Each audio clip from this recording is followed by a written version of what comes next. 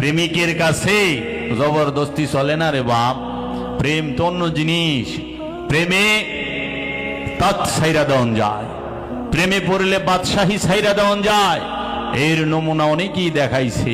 আর শক্তির পূজা, তাই বাবা জাহাঙ্গীর বলেছেন, আমার দয়াল মুর্শিদ কেবলা ও কাবা বলেছেন, শক্তির পূজারী সে দুনিয়াতে কিছু পেতে চায়, আর প্রেমের পূজারী স্বেচ্ছায় সব কিছু হারাতে চায়।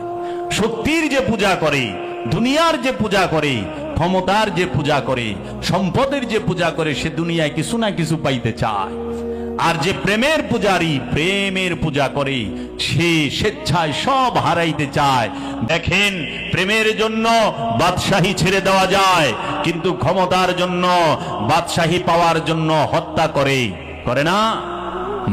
মহিষী জননীকে, গর্ভধারিণী মাকেও হত্যা করেছে দারায়ুস, বাদশা দারায়ুস, সে তার মাকে হত্যা করেছে, মহিষী জননীকে।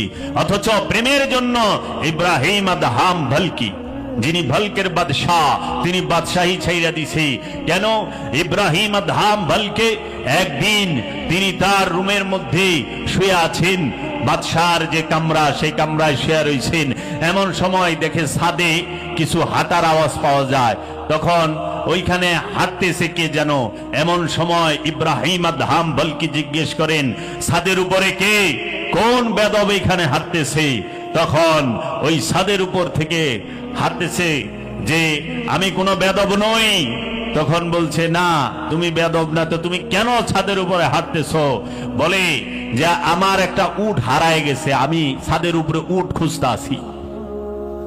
তখন বলল, তুমি বেদব না ঠিক আছে, কিন্তু তুমি একদম বোকা, পাগল। পাগল পাগল না হইলে কেউ ছাদের উপরে উঠ খুঁজে, যেটা সিঁড়ি নাই, বাইর দিয়া কিচ্ছু নাই, ছাদের উপরে উঠ খুঁজ। তখন ইব্রাহিম আদহাম বলকিকে বললেন, তার মুর্শিদ কেবলা ও কাবা, সে বললেন, তুমিও তো তাই করতেছ, ছাদের উপরেই উঠ খুঁজতাছ। তুমি যে আমারে পাগল কও, বোকা কও, সবচেয়ে বড় পাগল তো তুমি। বাদশাহীর মধ্যে শান্তি খুঁজতাছ, বাদশাহীতে শান্তি নাই, শান্তি যদি থাকে ফকিরিতে আছে। তখন ইব্রাহিম আদহাম বলকে সে এই যে গড় ছাড়লো, বাদশাহী ছাইরা দিল। ওলি আল্লাহরা মহব্বতে বাদশাহী ছাইরা দেয়।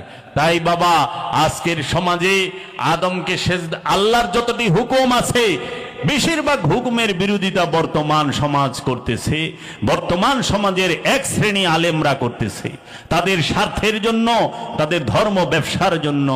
তারা সবচেয়ে বড় দেখে ব্যবসাকে, প্রেমকে দেখে না। কারণ ব্যবসায়ীর কাছে প্রেমের কোনো দাম নাই।